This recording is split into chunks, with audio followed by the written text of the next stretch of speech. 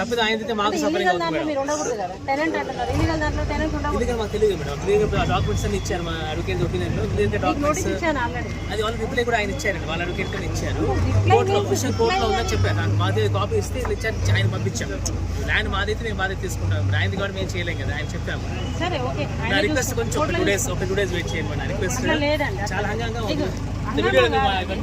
Public sensation మాట్లాడుకుంటాము. దయచేసి